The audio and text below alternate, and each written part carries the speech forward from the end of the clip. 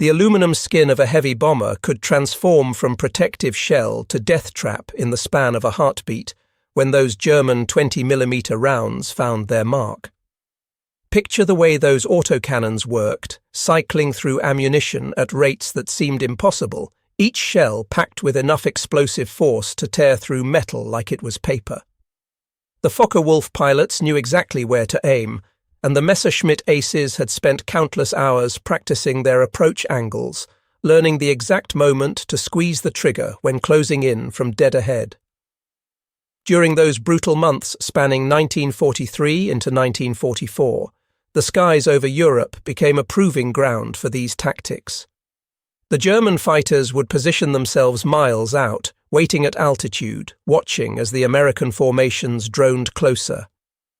They studied the box formations, counted the aircraft, calculated the timing. Then they would roll over and dive, building speed until they were screaming down toward the oncoming bombers at combined closure rates that defied comprehension. In those final seconds before opening fire, both pilots could see each other clearly through the windscreens, two men hurtling toward mutual destruction at hundreds of miles per hour. The shells themselves were engineering marvels of their time, each one carefully machined to specific tolerances.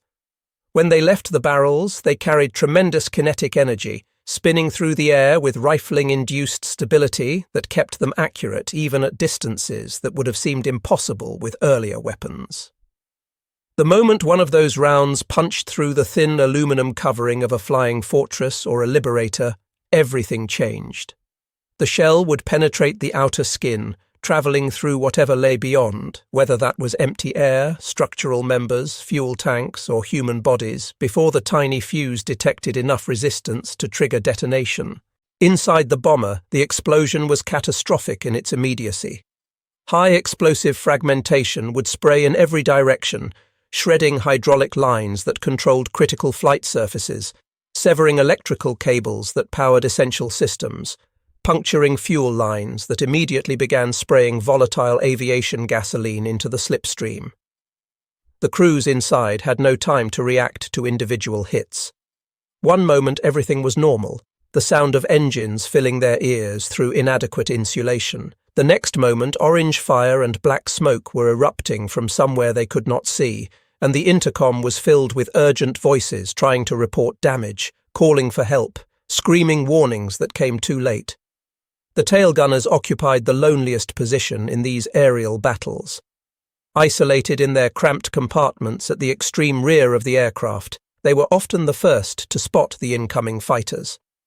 They would track the distant specks growing larger, their hands tightening on the controls of their twin 50s, waiting for the enemy to come within effective range. But the German pilots understood this vulnerability perfectly. They would angle their attacks to minimize exposure to the tail guns, or they would coordinate with wingmen to split the defenders' attention, forcing impossible choices about which threat to engage. When the 20mm shells began impacting around the tail position, the results were horrific. The enclosed space amplified every hit, and the thin armor plating that was supposed to protect the gunner became a cage that concentrated shrapnel and heat.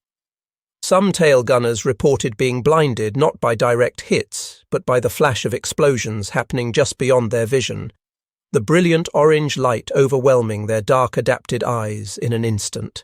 Others described the way the plexiglass would star and crack, how the cold air at altitude would suddenly shriek through the holes, how they would keep firing even when they could no longer see clearly, just pointing their guns at where the tracers seemed to be coming from and holding down the triggers until the barrels glowed red. The engines were primary targets for the attacking fighters, and with good reason. Each radial engine represented not just propulsion but also electrical generation, hydraulic pressure, and in some cases, heat for the crew compartments. The Wright Cyclones and Pratt and Whitney radials that powered these bombers were remarkable pieces of machinery, 18 cylinders arranged in 2 rows, each one firing in sequence to turn the massive propellers.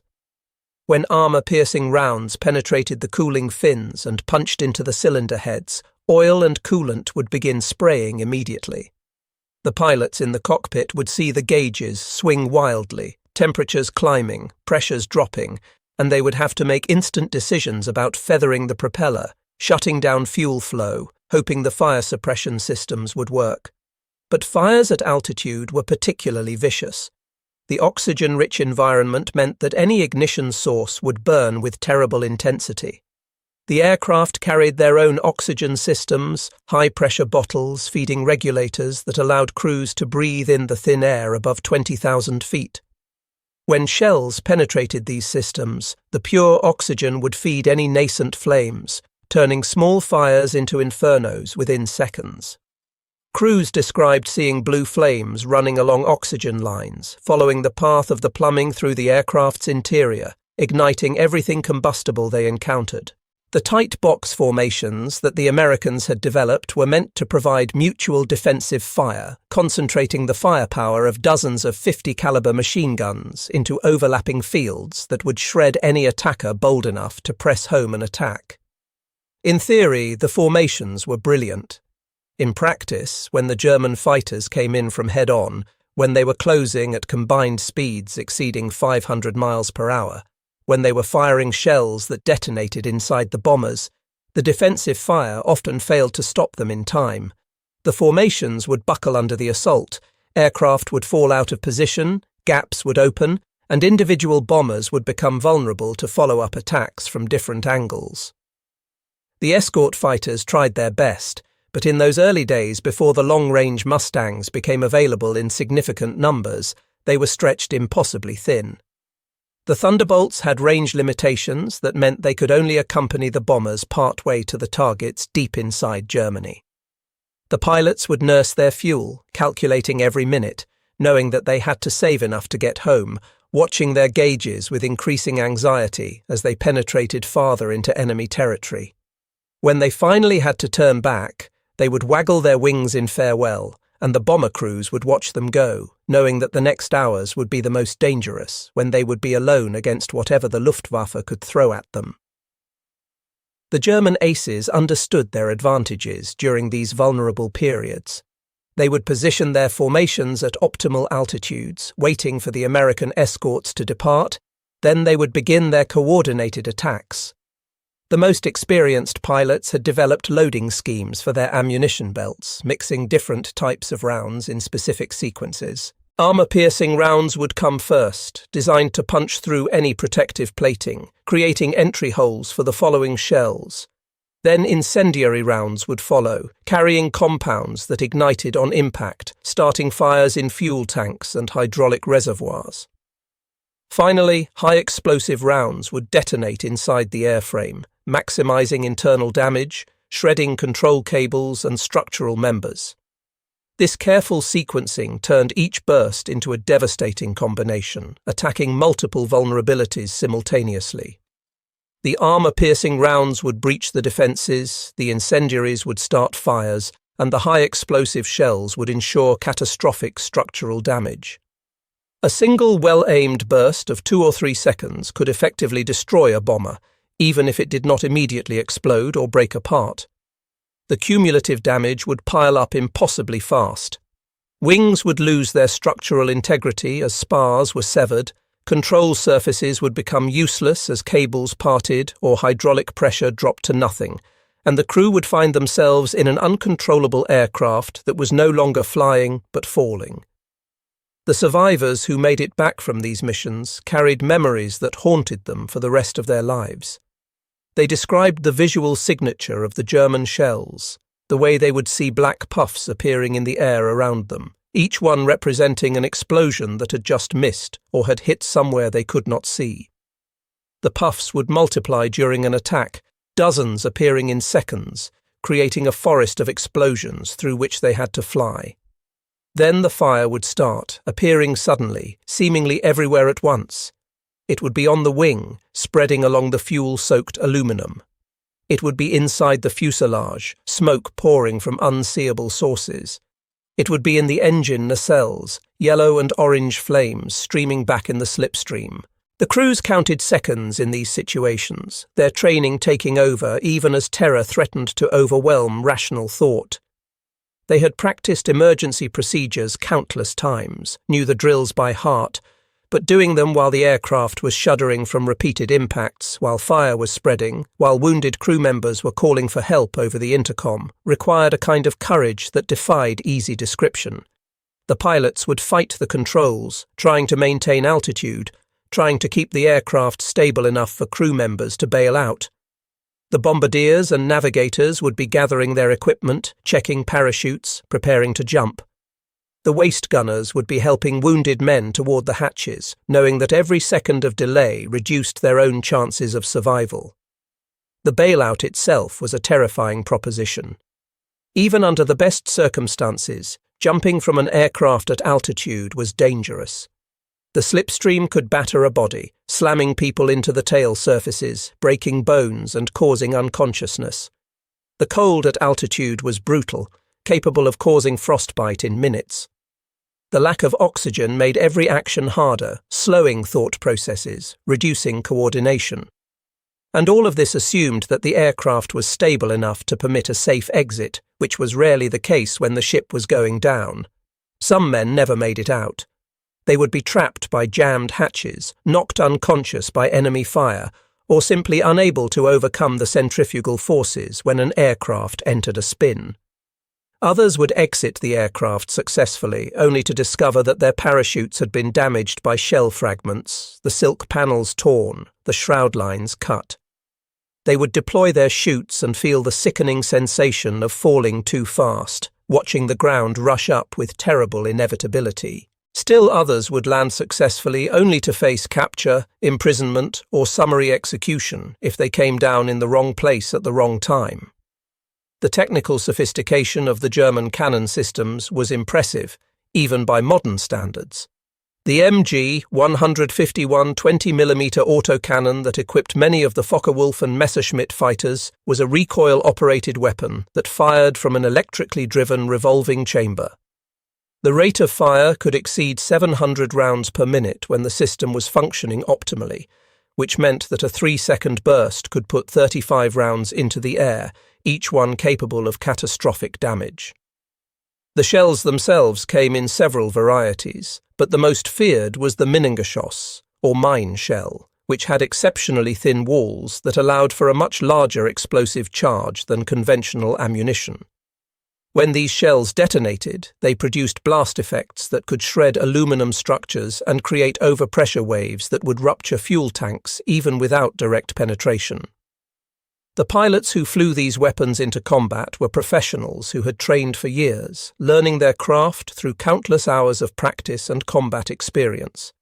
They understood energy management, knowing how to position their aircraft to maximize speed and maneuverability during the crucial moments of engagement.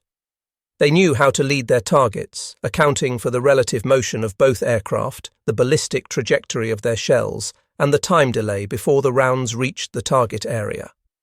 They knew how to coordinate with their wingmen, setting up crossing attacks that would overwhelm the bombers' defensive fire, creating impossible dilemmas for the American gunners who could only point their weapons in one direction at a time.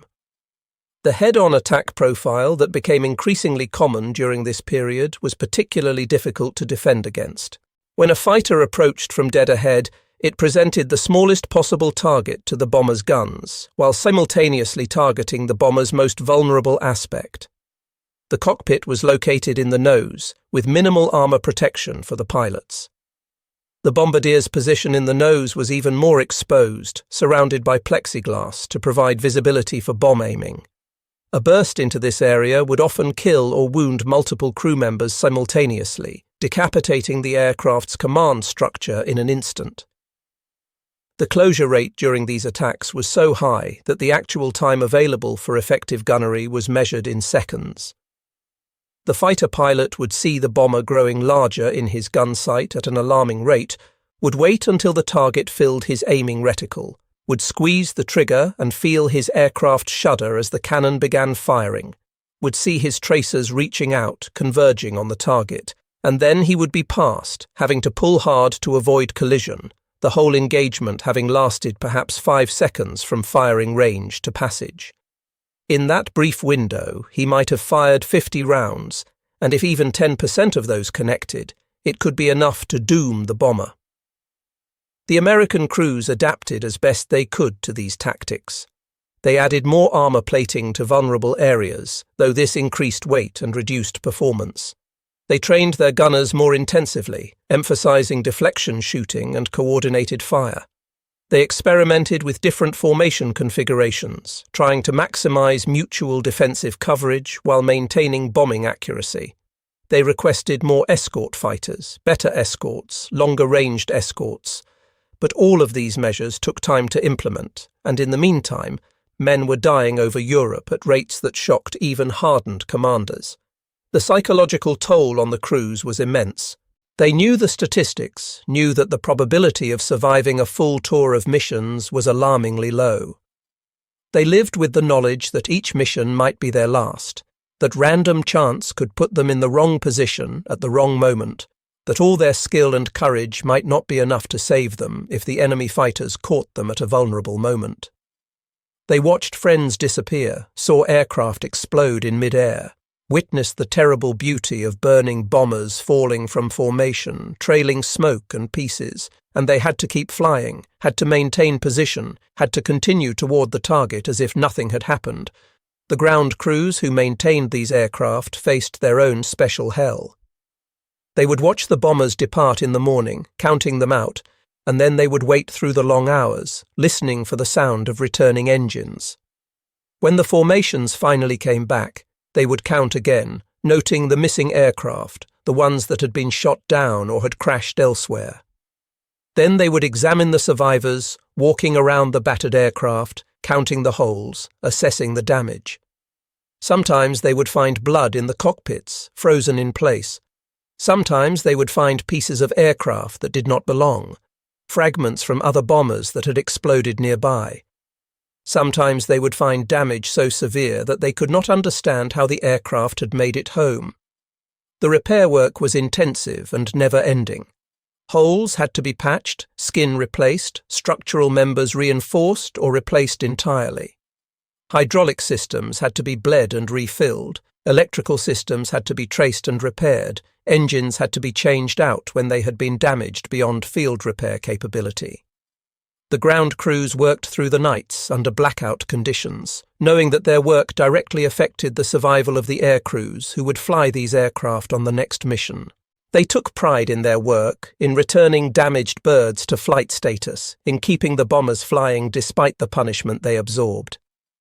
The German fighters continued to evolve their tactics throughout this period, responding to American countermeasures with new approaches of their own. When the Americans strengthened their nose armament, the Germans began attacking from different angles, using diving attacks from above, or climbing attacks from below, or high-speed slashing passes from the side. When the Americans tightened their formations, the Germans used heavier weapons, mounting 30mm cannon that could destroy a bomber with a single well-placed hit, though at the cost of reduced ammunition capacity and lower muzzle velocity. Some German units experimented with bomber destroyers, heavily armed and armoured variants that could absorb defensive fire while pressing home their attacks. These aircraft sacrificed speed and manoeuvrability for firepower and protection, mounting batteries of cannon and rockets that could devastate entire formations. The FW-190 variants equipped with underwing rocket tubes could fire salvos of 21cm rockets into bomber formations from outside effective defensive gun range, creating massive explosions that would scatter the boxes and create openings for conventional attacks. The rockets themselves were unguided, little more than artillery shells with primitive fuses, but when fired in salvos into dense formations, they did not need to be precise to be effective. The arrival of the long-range escort fighters eventually changed the calculus of these battles.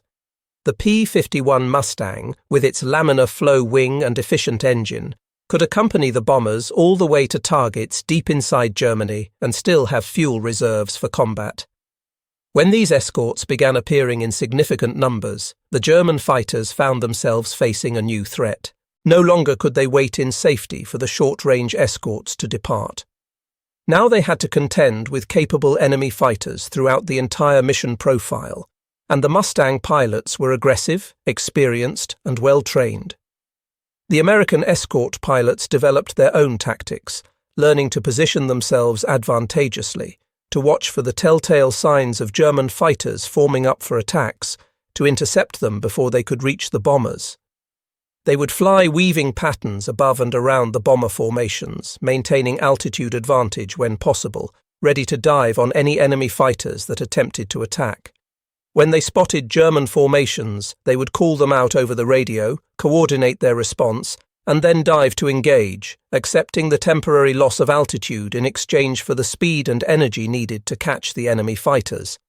The dogfights that resulted were chaotic and deadly, aircraft wheeling and diving and climbing, trying to get onto each other's tails, trying to achieve firing position for long enough to get off an effective burst. The pilots would pull hard turns that pressed them into their seats with forces that greyed out their vision, would push over into dives that made their aircraft shudder and their speed indicators swing into the red, would climb until their engines were gasping in the thin air and their airspeed was bleeding away to nothing. They would watch their mirrors and their sixes, would call out enemy positions to their wingmen, would fire when opportunities presented themselves and curse when they missed, would feel their aircraft shudder when enemy rounds found their mark. These engagements often took the fighters far from the bombers, leaving gaps in the escort coverage that savvy German pilots would exploit. They would watch for these openings, would position themselves to take advantage when the escorts were drawn away, would launch quick attacks on stragglers or damaged bombers that had fallen out of formation. The bomber crews learned to dread falling behind, knowing that once they were alone, they became priority targets for any enemy fighters in the area. They would push their damaged aircraft to their limits, trying to maintain position, trying to stay within the protective envelope of the formation's defensive fire. The stragglers who could not keep up faced terrible choices. They could try to make it home alone, knowing that they would likely be hunted down and destroyed. They could try to find another formation to join, though getting strange bombers to accept them into their defensive positions was difficult. Or they could head for neutral territory, Switzerland or Sweden, accepting internment rather than risking destruction or capture. Some crews made it to neutral countries and lived out the war in relative comfort, while others were shot down miles from safety, their gamble having failed.